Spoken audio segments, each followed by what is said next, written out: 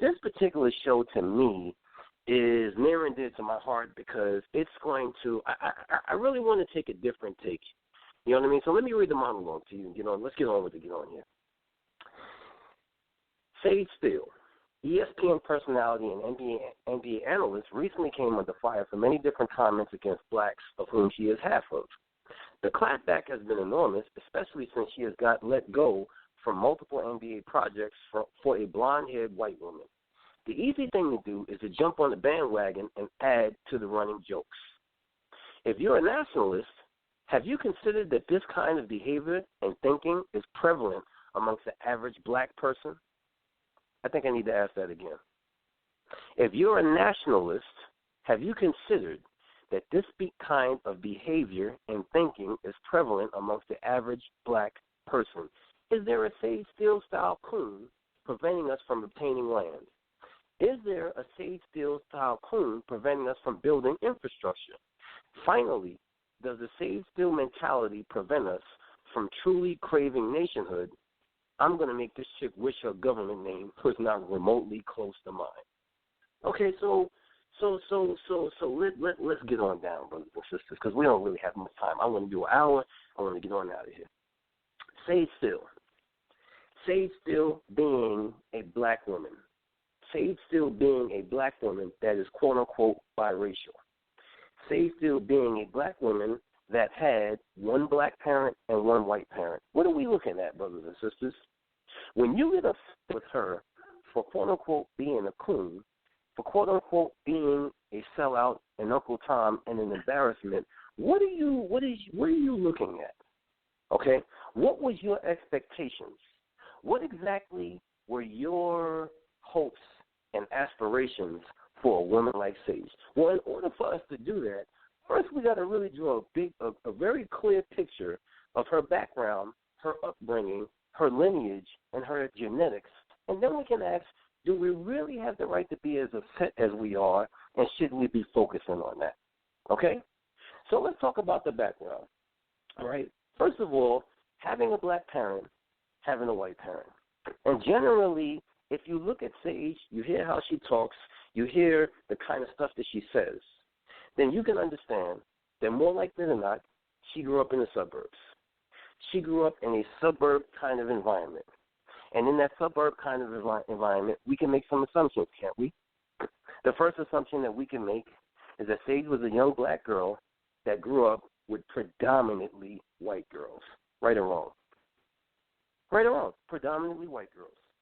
Knowing this and understanding this, then we know that what you like as a person in the movement, what you aspire to, I'm speaking to the sisters now for a second, but what you aspire to in the movement, what you aspire to as a young person, the songs that you shared, the dances that you shared, the games that you played, the way you played double dutch, the way that you wore your sneakers, the way that you wore your hair, the way that you wore your dress, the things that you saw and talked about when you were 10, 12, 13, 14, as a young girl in the ghetto, do you think that Sage Steele shared those same things?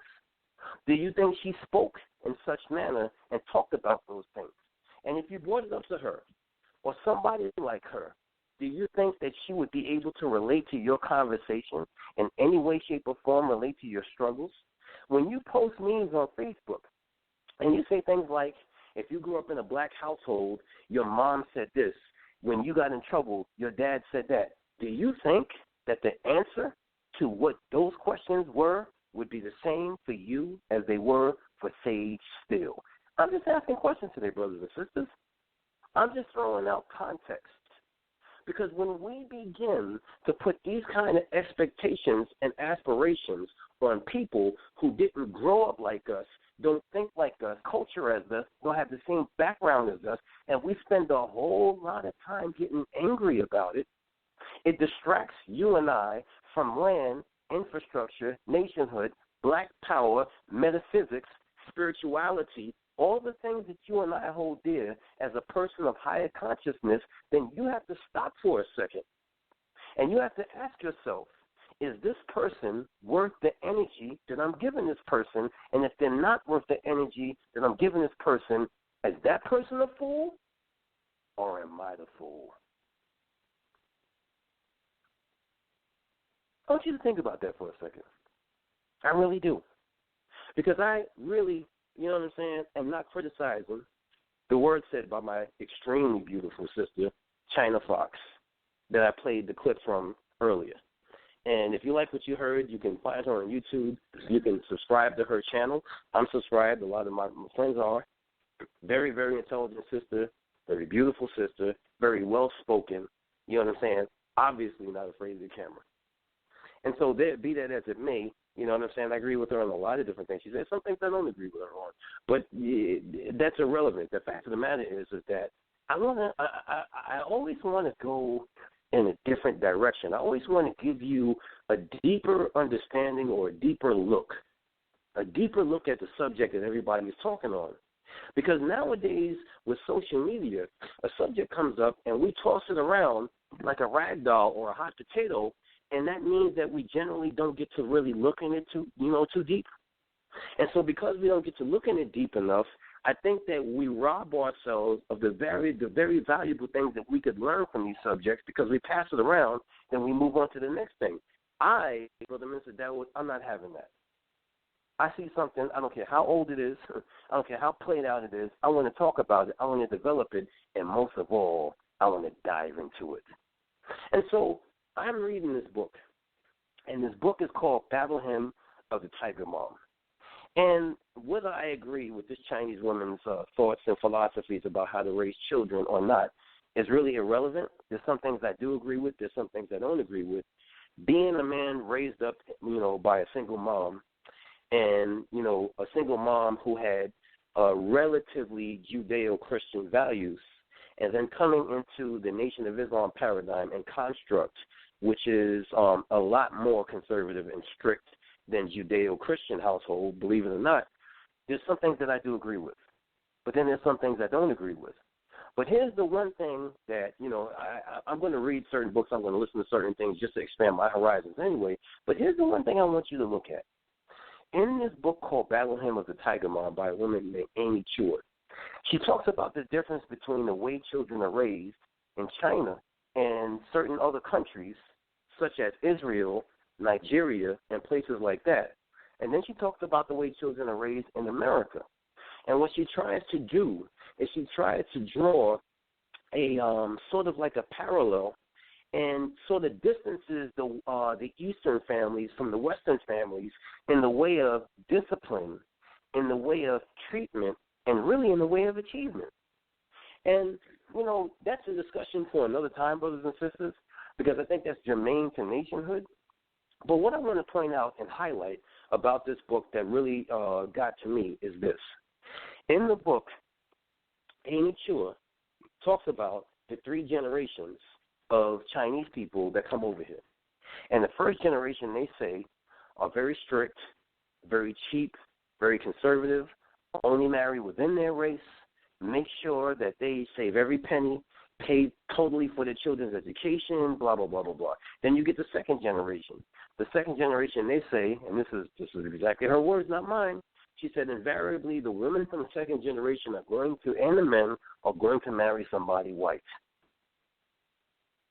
You don't believe me? Go get the book. She said, and as they do that, then they become a little bit more frivolous with their money. However, they, in addition to that, they raise their children with a lot more freedom, but at the same time still try to enforce the discipline on them. Then she says by the third generation, the whole Chinese discipline and culture is gone. Now, you listen to me, brothers and sisters, because this is a broad topic that we're going to have today.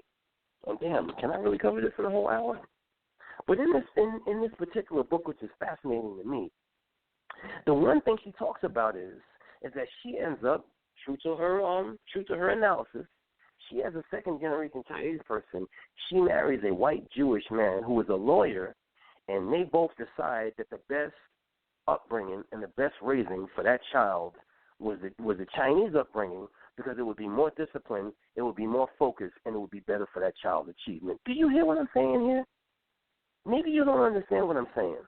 So let me try to come down a little bit more. And I'm not trying to be condescending because I really want you to get this message. What I'm trying to say to you today is that if you're a black woman or you're a black man and you marry into a quote-unquote white man's culture and family, which culture do you think is going to be dominant? Do you think it's going to be the black culture? Or do you think it's going to be invariably the white culture? I'm going to go with option B. And so therefore, not saying that I would, not saying that I want it, not saying that I would ever do that. But I'm saying that's usually what goes down. And because that's what usually goes down, that child that is raised or those children that is raised as a result of that union, those children, brothers and sisters, absolutely, positively do not get any of the same thing that you wanted. They wouldn't know what LL Jingling Baby and Around the Way Girl is. They wouldn't know that hip-hop started out on something on a UHF channel on a video, basically show called Video Music Box that was headed by a dude named DJ Ralph McDaniels. They wouldn't know how to play Skelly. They wouldn't know none of that stuff. You know what I'm saying? They wouldn't know that sisters in the 80s used to wear these shoes called jellies. They wouldn't know none of that. They wouldn't know. They wouldn't know. And if you played double just, they would be totally out of place. They wouldn't know. And you know why they wouldn't know? Because that's not their culture. That's not the culture that they're raised off of. They are taught to assimilate into Caucasian society and do the best they can to be like a Caucasian. And so, therefore, that experience produces a woman like Sage Steele. Period. And so, here's the question again, just in case you missed everything I said just now.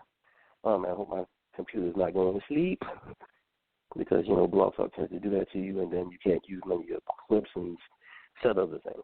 And I did not open the chat room. I am terribly sorry. Let me take a pause to do that.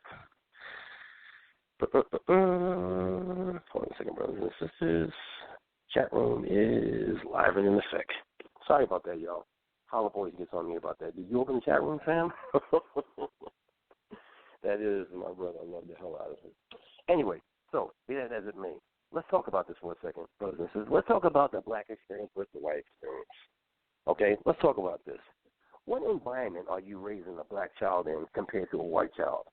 What kind of economics are you raising a black child in compared to a white child?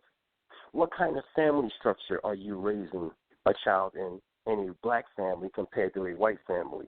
And when you look at the parity between the two, when you look at the difference, the stark difference between the two, you got to ask yourself, are you really being sane by getting upset at a Sage Steele for making Coon-type comments? Are you really rational in expecting her to be pro-black being raised in that particular paradigm? And let me make it very clear and closer to you. If you're from Brooklyn, Sage Steele would have been raised in She Said Babe, Brighton Beach, Far Rockaway, you know what I'm saying? Excuse me, Rockaway, not Far Rockaway, but Rockaway near Howard Beach, Staten Island, you know what I'm saying? And places like Long Island and places like that, and not the hood of these places. If you're in Chicago, you know what I'm saying, you got places. If you're in California, you got places. Up here in the capital region, that child would have been raised in Saratoga, Guilderland, Colony, Queensbury. He would not have been raised in Arbor Hill, Schenectady, Hamilton Hill, Troy in the downtown area. She wouldn't have been raised over there. If you're in Jacksonville, Florida, she would not have been raised on the north side. She would have been raised on the south side. And so, therefore, are you getting my drift, what I'm trying to tell you here? What I'm trying to say to you is, if you don't look at the background of the people that you guys are criticizing, then to me, you're wasting time blowing in the wind because you are criticizing and taking past people who really, in all reality, you are wasting your time with because they never would have understood from the first place. Boom.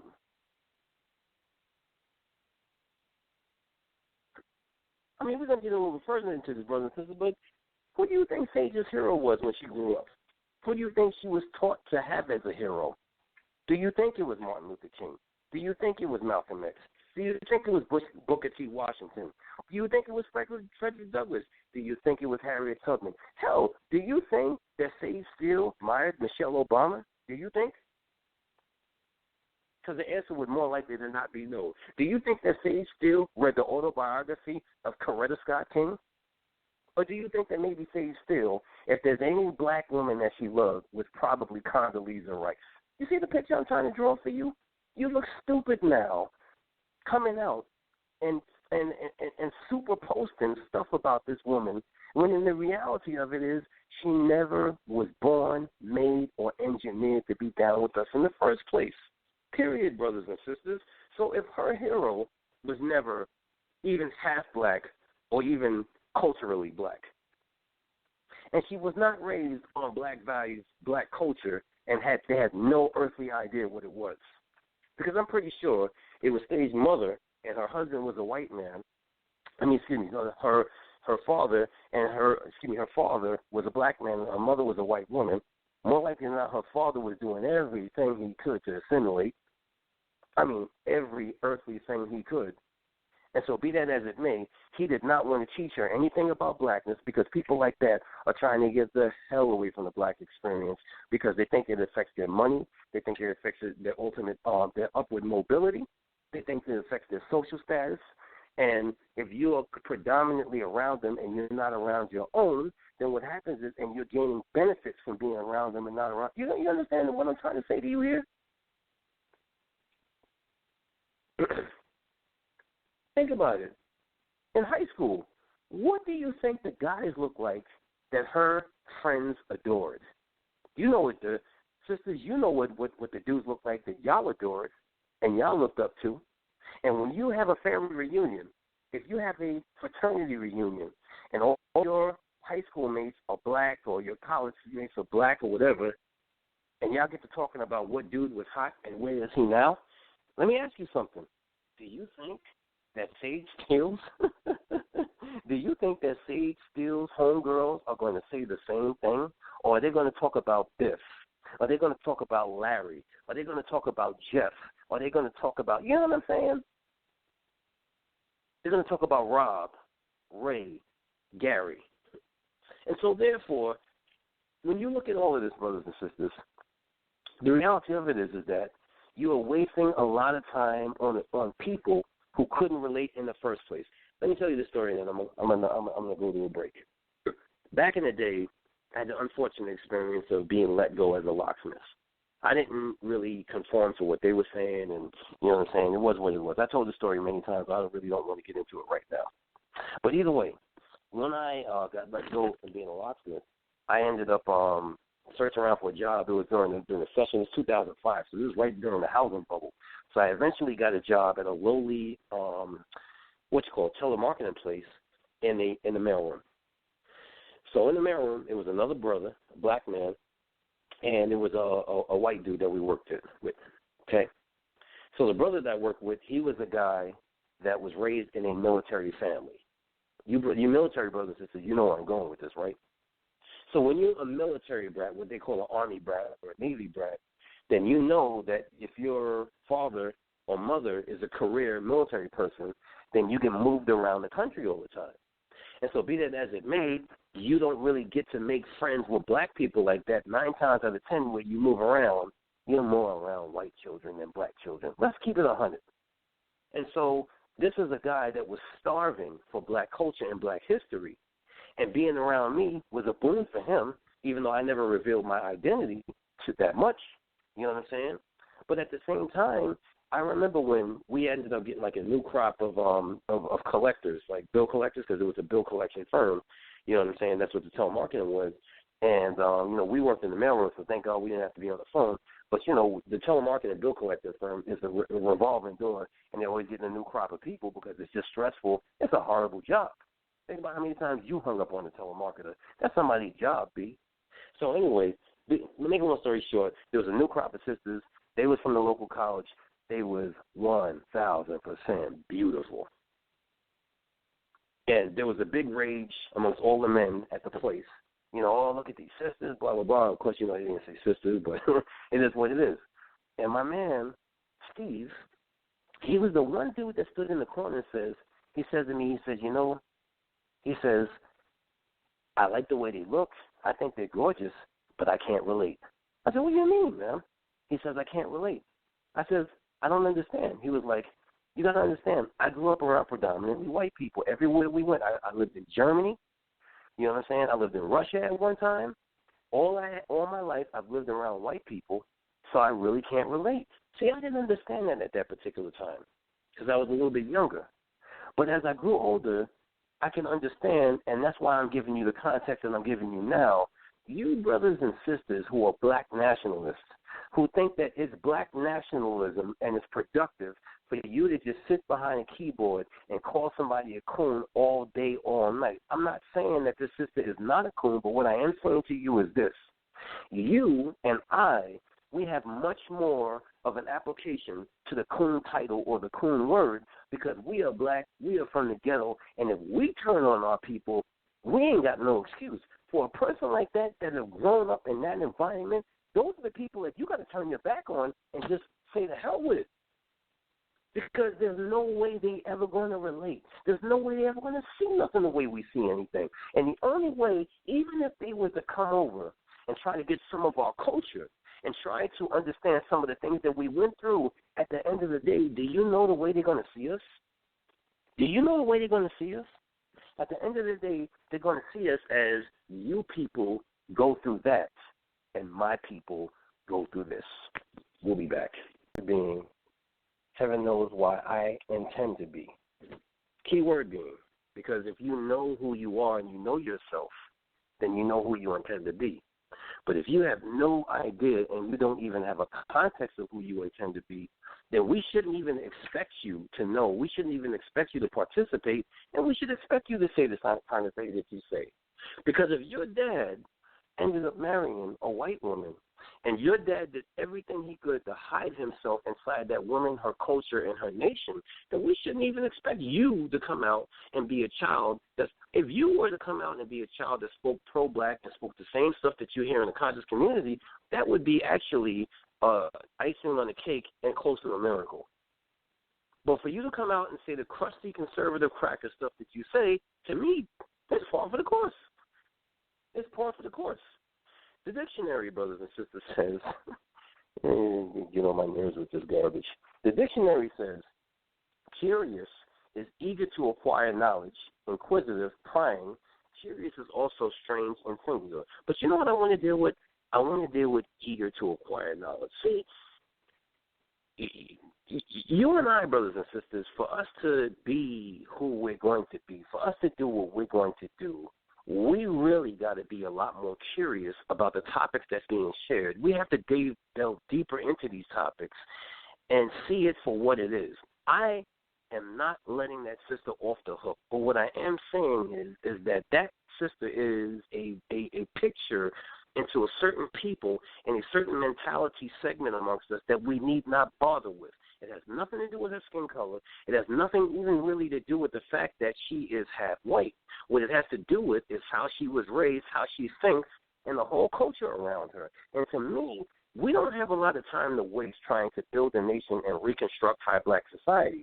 So the people that you should focus on should at least be somebody qualified. My dad, I'm getting off my subject here, but my dad said to me, he said, you know, son, when you open up your business, which my business is open now, he said, you got to make people qualified to be your customer. You got to make sure that these people, you know, are able to buy from you because some people can't be your customer.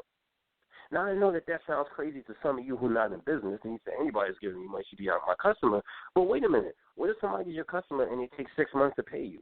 What if somebody's your customer and they give you, everything you need up front, but they don't give you the second half of your payment? What if the person that's your customer, when you they use your services, they get them and they pay handsomely, but then they complain and they're always trying to get extras? You see what I'm trying to say? Not everybody could be your customer. In the same way, not everybody can be about land, infrastructure, and nationhood.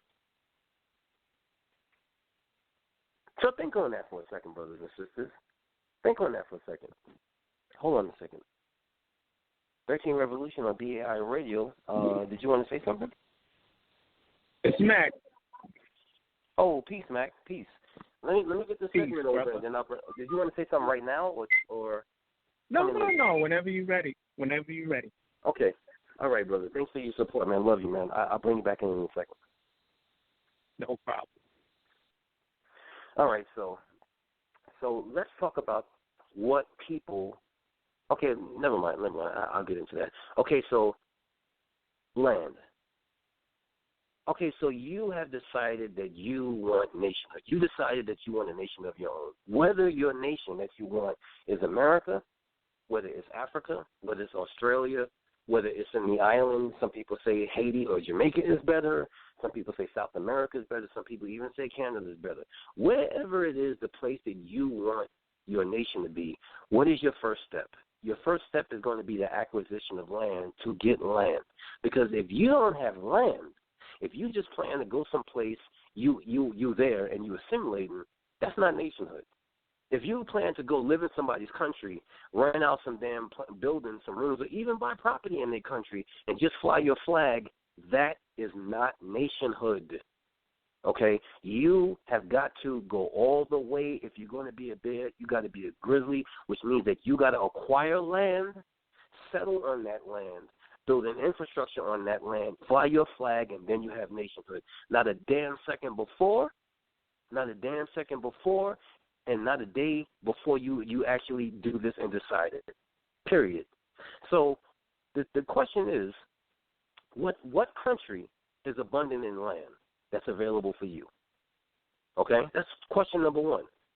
Question number two, how are the people indigenous on that land, how do they act to foreigners? Okay? Now, there's all this talk about, you go to Africa, the people don't like foreigners, they don't like African Americans, this, that, and next thing. That is not accurate, it's not true. Yes, there is many different countries in Africa that don't like foreigners, but there's also countries that do want foreigners and is begging for black people, specifically from America, to come over and help them rebuild their country. But you're not going to focus on that because you've seen a couple of videos anyway, either way. The question, once again, is how are they to foreigners? Okay? Do they want to build with foreigners? Do they want to assist foreigners? Do they want to help foreigners? And I would say to you, if you're going to say that Africa don't want to deal with people, what the hell is the Chinese over there doing? Are they just over there twiddling their thumbs in the jungle or something? Or are they building over there and extracting resources, B? Okay? So you got to be a little bit more open-minded to expanding your horizons and doubling your opportunity to live a better life, not just here, but having an alternative and a place to do trade with. And so the question next is, what language do they speak? And again, I don't give a damn if you want to do it in America, South America, Australia, which I heard some people say, you understand, Africa, Canada, wherever it is, what language do they speak? And finally, when you get that land, what would you be looking to do on that land? And with who? With who? And once you answer these questions, then we got to fit this other dynamic into that. And you know what that dynamic is? Were you planning to bring Sage Steele over there with you wherever you was going? I don't think you heard that question. Was you planning to take Sage Steele, men and women like Sage Steele, to that nation that you were going to build, whether it was another country or whether it was here in America? And I guarantee you that most of y'all, your answer is no. So don't y'all know any better at this point? Don't y'all know any better? What the hell would this woman or people who think like her, what would they help you do? Because based on your background, based on your rugged, bellicose background, listen to me, brothers and sisters. This is not no. We talking real talk here. Based on our rough ghetto background, what in the world would Sage Steele, Herman Cain, Charles Barkley, and anybody like that talks that redneck cracker Republican stuff, what the hell would they help you do if you was building a nation? What would they help you do? And more importantly, in any place that you acquire land and you're going to build something, your allies have to get a look at the people that's down with you, right? And when your allies get a look at the people that's down with you and you trot Sage out, how you think that's going to play out? As my dad always says, how you think that one's going to cook down? When you trot Sage out, how's that going to work? I'd be willing to put money on it. As a Muslim, I don't bet, but I'd be willing to put money on it's not going to go too well, B. It's going to be very offensive. It's going to be very hypercharged. People are going to be angry. Sweat's going to be coming out of people's collars. It's not going to go well.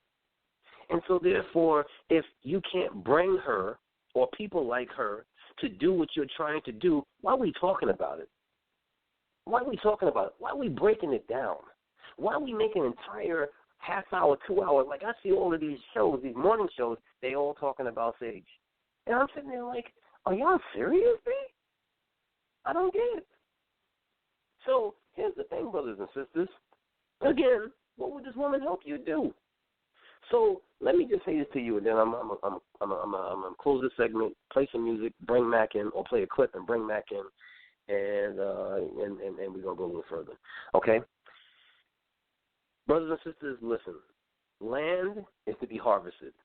Land is to be harvested, is to be cultivated, and then it is to be built on, in that order.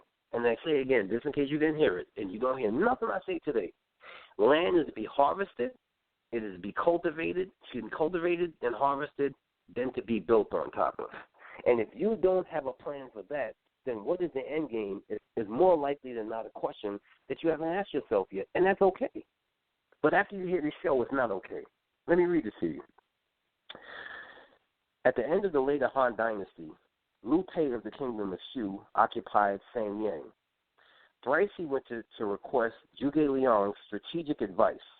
Liang said, ever since Cheng Chao seized military power from the Han Emperor, the number of heroes and valiants that have appeared to bestride the provinces and unite the commanderies is beyond counting. Compared with Yuan Shao, Cao Cao had little fame and few troops. However, Cao Cao eventually subjugated Yuan Shao by turning weakness into strength. It wasn't simply a question of seasons of heaven, but also have been due to human plans. I'm sorry, my freaking nose is itching. Now that Cao has already gathered a mass of 1 million, constricting the emperor and thereby exerting command over the feudal lords, you certainly cannot directly confront his forces. You could take this however you want to. Meanwhile, Sun Quan's family has occupied the region east of the Yangtze, the domain of the kingdom of Wu, for 3 generations. His kingdom's terrain is precipitous, the people are attached to the government, and the worthy are and able assist him. His kingdom can be considered a potential basis of support, but not an objective for the conqueror. The province of Qingqiao to the north occupies the Han region, and strategic advantages extend throughout the south coastal region, and its east connects to Wu and Hui, but the west it communicates with regions of Pa and Shu. Qingqiao is martial territory, but the ruler is unable to defend it. Heaven has apparently provided it for you as a resource. General, why not think about it? See, listen, whether you got caught up in the Chinese names and you're going to say Minister Daoud is teaching some gibberish and reading from something he don't understand, I could care less. This is all part of the artistic experience, but at the same time, that is real strategic talk. First of all, a harvest can be the difference between success and failure. And I say again, a harvest and harvesting can be the difference between success or failure. And if you don't have the land to harvest and you don't have the land to cultivate, then what ends up happening is if your enemy has land that he's harvesting and your enemy has land that he's cultivating, you are screwed, B. Do you understand that? Do you understand that? That's number one. Number two, the bulk of the paragraph that I read, it talks about the value of people who are skilled, who have abilities, who have talents, who have a certain level of expertise. In other words, they call them worthies. How many worthies do you have down with you? And what is the dictionary definition of a worthy? Because the fact of the matter is this. If you and I, if we are so dull and such followers that all we're going to do is talk about a person like Sage, who definitely is not a worthy and is not worthy at all, then this nation will think we're in deep trouble, y'all. We're in deep trouble. You think that Sage Steele was a worthy or people like her is a worthy? Judging from her background and how she was raised, that makes sense to you? You're going to tell me that a person that did not grow up in your paradigm, when you ask them, yo, have you ever heard Tribe Called Quest? And they say, who is that? You going to deal with them kind of people? When you say, yo, when I was younger, I listened to Keith Sweat and I listened to Trey Songz, and they say to you, I don't know who that is, are you going to build with those kind of people? Because if you can't identify with them in any way, shape, or form, you know, brothers and sisters, I talk a lot about how, you know, we try to make a class struggle in my Extinction Agenda shows. But you want to know something, brothers and sisters? You don't want to know what people from the street culture, people from the college culture, and people from the professional culture all have in common? We all know what Jingle and Baby sounds like when it comes on. We all know when Roy Ayers comes on and Sunshine comes on. We all know what you mean. Like, you understand what I'm trying to say to you now? It's like you could have taken the street route, you could have taken the education route, you could have taken the business route. Whatever route that you took, there are certain cultural norms that we all know that a person from Sage's life and background would never know. And if that is the case with them, why are you sweating with them if they're not trying to build with you? I mean, if they're not trying to identify with you. When they say to you, when they use these talking points, we as black people need to look in the mirror. What does that sound like to you? That sounds like you listening to Rush Limbaugh, Bill O'Reilly, Sean Hannity, Michael Savage. When they say black people are hypocritical, we got to own our stuff. What does that sound like to you?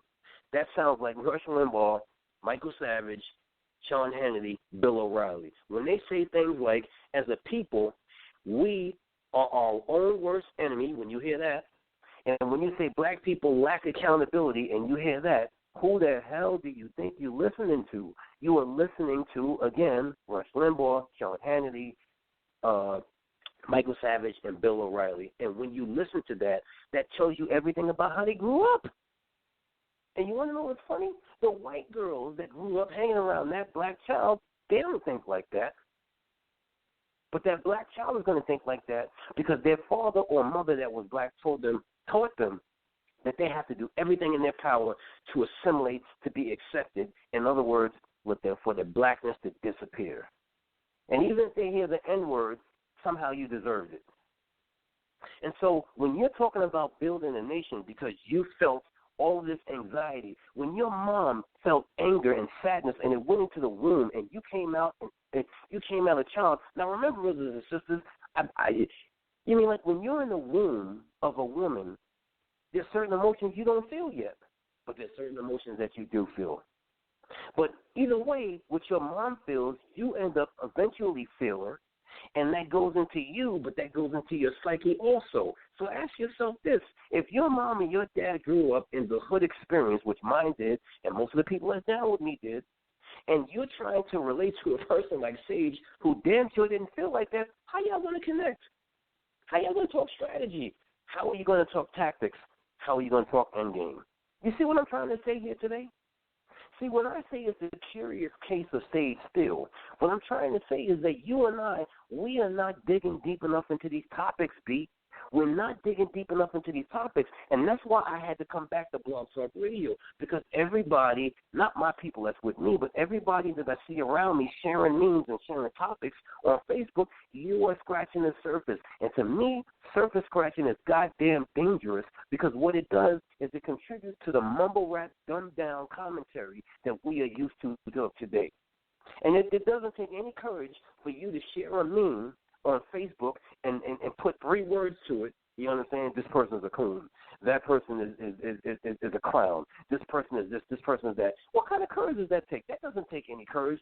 You got to dig deep and show me why that person is a coon. You got to dig deep and show me why that person is a clown. And you want to know something? When you dig deep as we're digging today, you will find out that you just scratched the surface and you're the goddamn clown. We'll be back.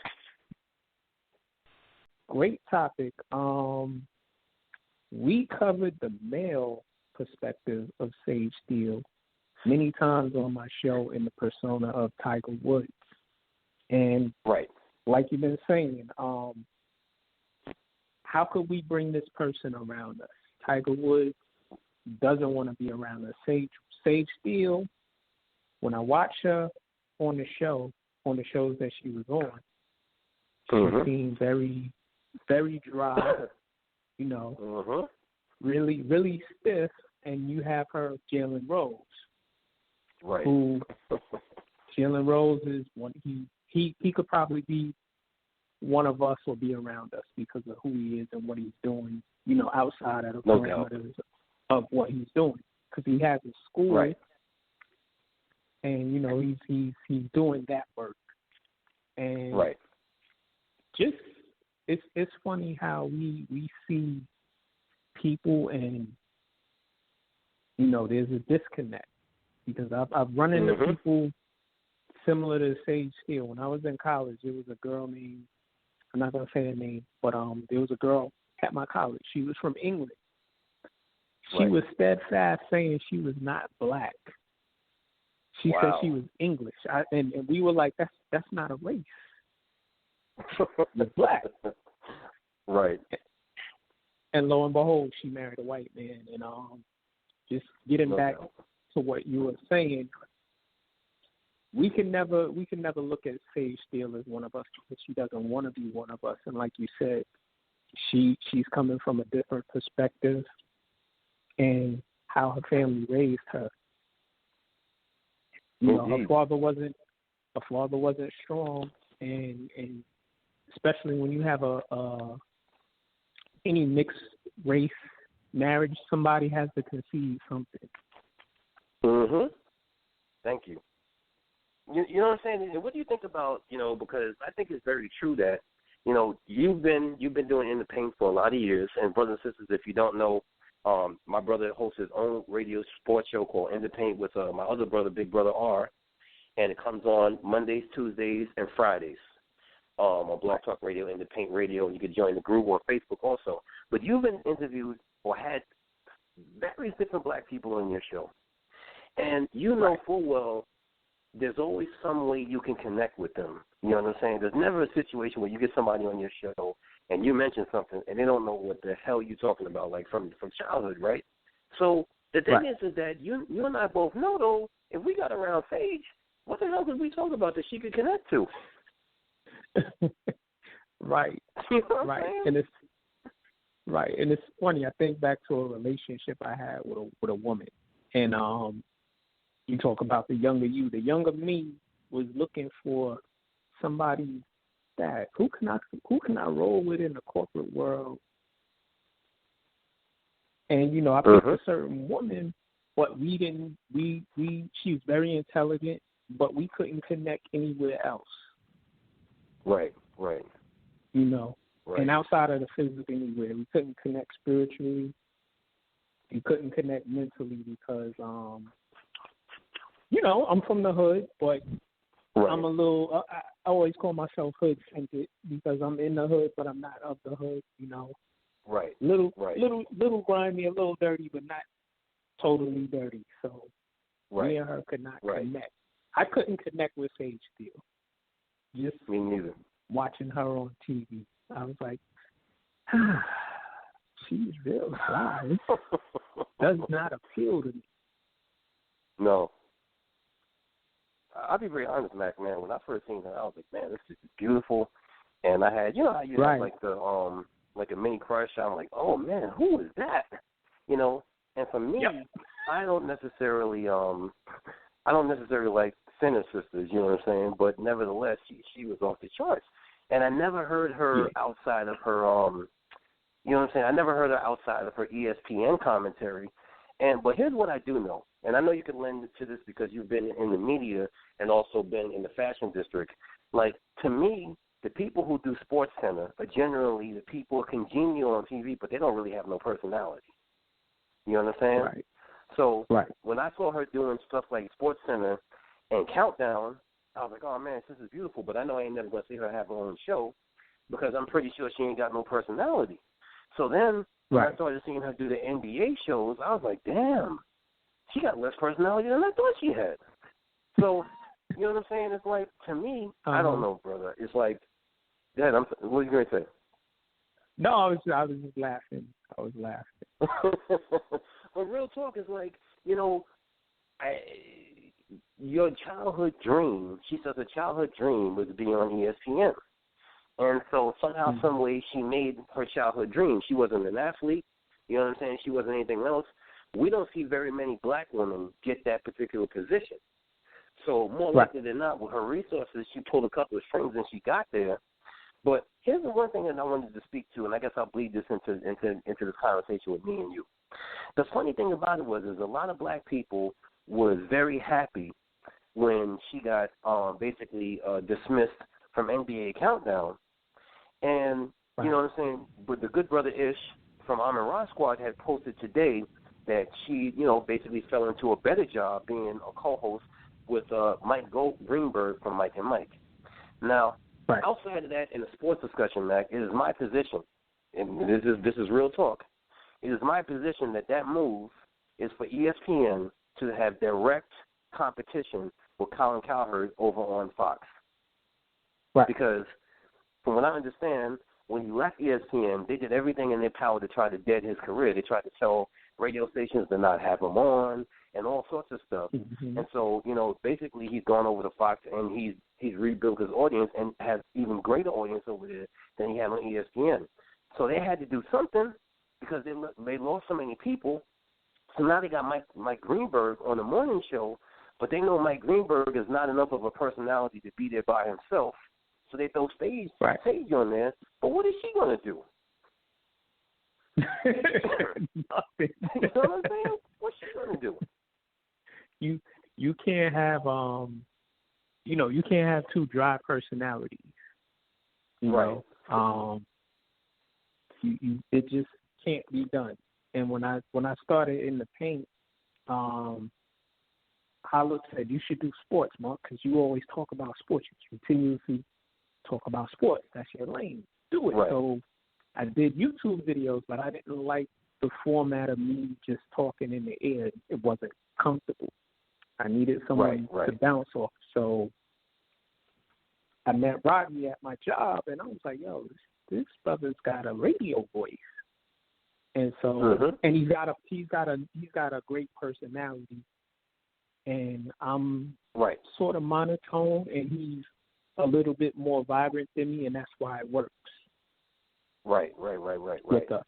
Right. And then, and then you bring in Ivy, who her perspective and her being a woman, and just her. And but not a black woman at all. No, not at all. An intelligent woman who can kick it amongst the guys, and that's why it works. Sage is just, she's a dry personality, and when you watch ESPN, when you watch the show with her and Jalen was basically carrying her. Now, ESPN was smart to have a Jamil Hill, who Jamil Hill can hang with me and you and R. Just based off of her vibe and her personality. She's more to what we are familiar with. And that's why their show works. And I like her show. And I like her personality. Right. Me too. It took a while to get to the point where she was talking without stuttering over her words. I think she was always nervous. But once she overcame that hump, and plus she's beautiful, so you know what I'm saying? For me, it's a full package. I like the dude that she does it with. I think it's Michael Smith. I'm not sure, the brother there. Yeah. I know it's Mike something, but I don't know what his last name is. But what you call? So I guess my last question, last topic I want to broach over you is this. So now, looking at the whole thing where she was dismissed from one position and rehired in another position, you know what's going to happen when that starts getting around the quote-unquote conscious community. They're going to be like, oh, man, this Coon got another job, this, that, and next thing. But the problem is I think black people don't understand infrastructure, because sports and the media is an infrastructure. And, you know what I'm saying, Sage Steele is already a assimilated part of their infrastructure that is already built. So even if she didn't work for ESPN, most of us thought she was eventually going to get a Fox News job because she's the kind of person that they like. You know what I'm saying? But ESPN was like, nah, you're one of ours. You belong to us. You're our property.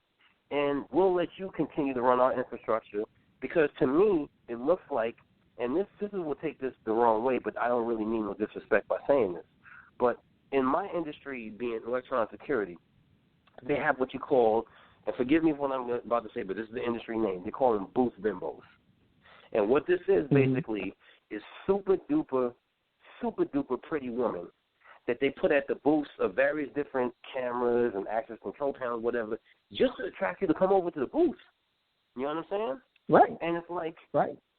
So ESPN, from what I see, then got rid of all of their strong personalities, got rid of all the people that everybody has bonded to, and now they have some dudes there, but they got a whole lot of pretty women.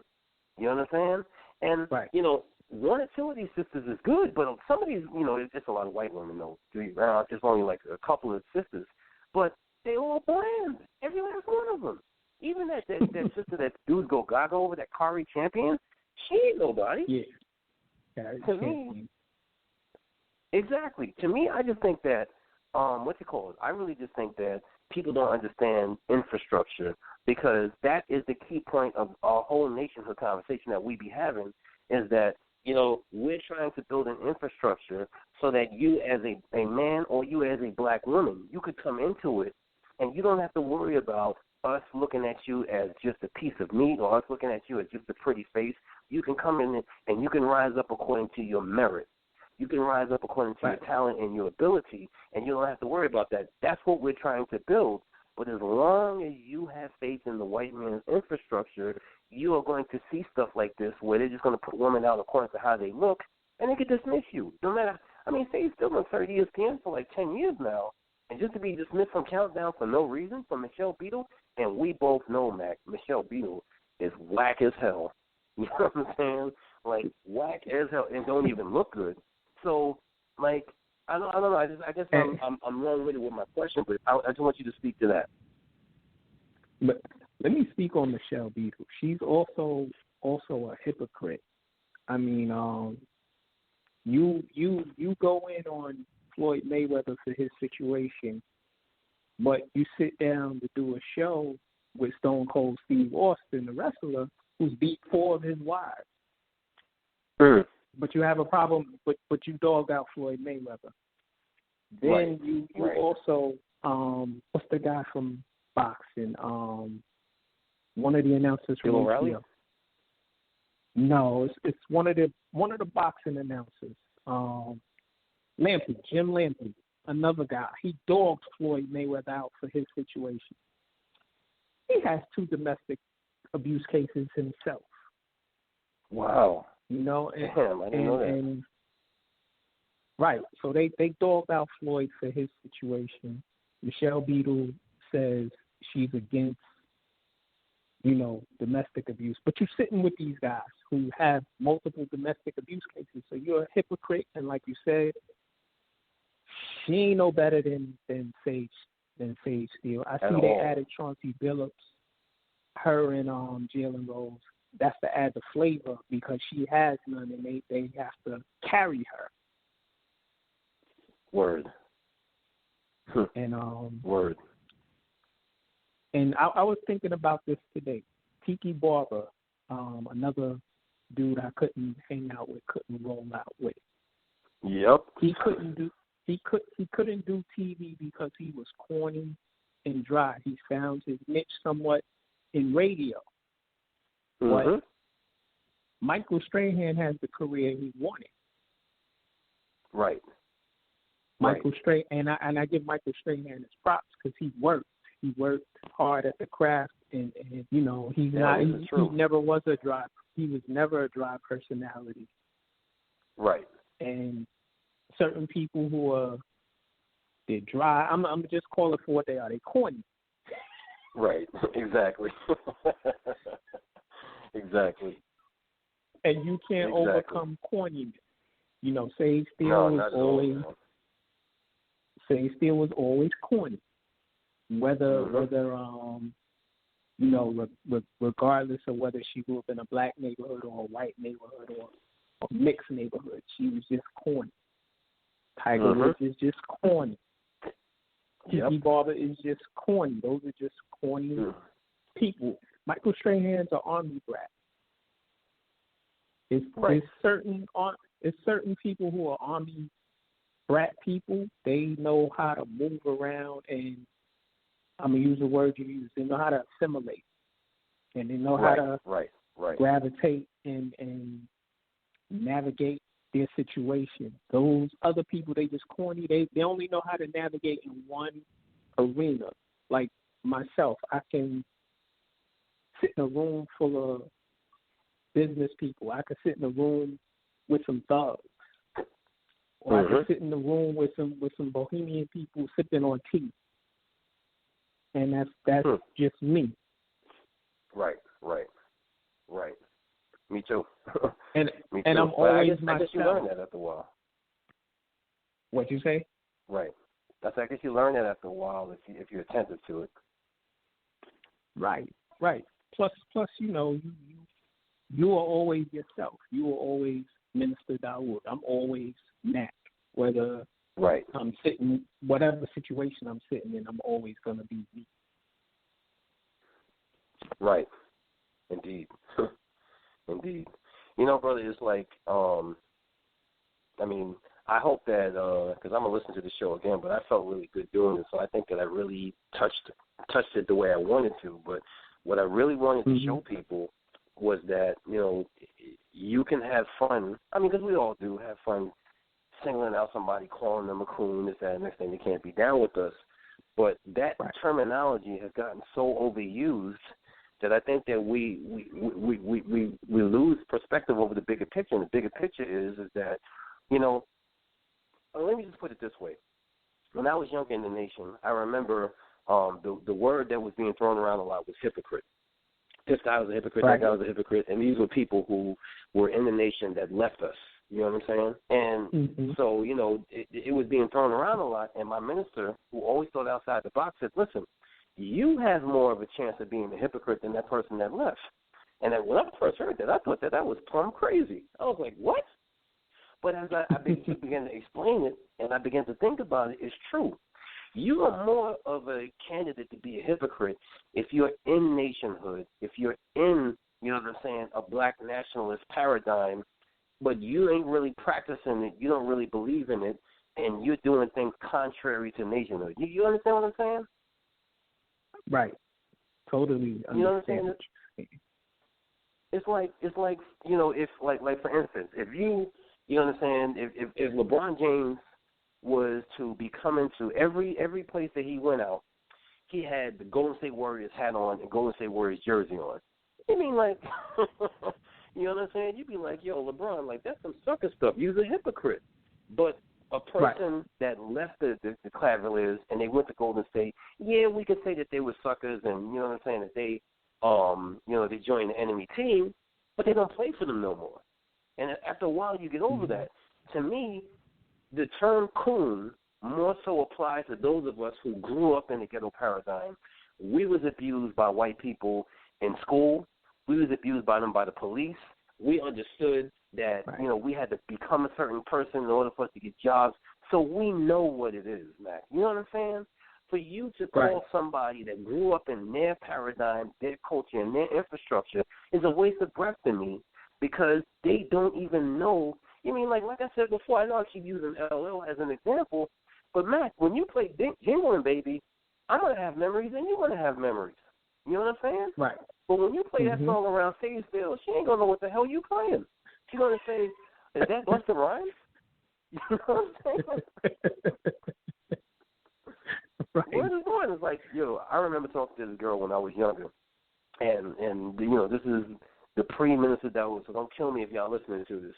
And she was from that kind of paradigm. And one day we just started talking, and oh my God, I'm telling this story on the air. But one day we were talking, and I was like, hey, you know what I'm saying? Do you know who Tribe Called Quest is? And she was like, who's that? And that was the end of the date, end of the relationship, end of the conversation. That's real talk. There you go. I said, because if you don't know them, what are we going to talk about? Right. That's similar to the young lady I was talking about. I couldn't play certain, she couldn't relate to Ice Cube. Right.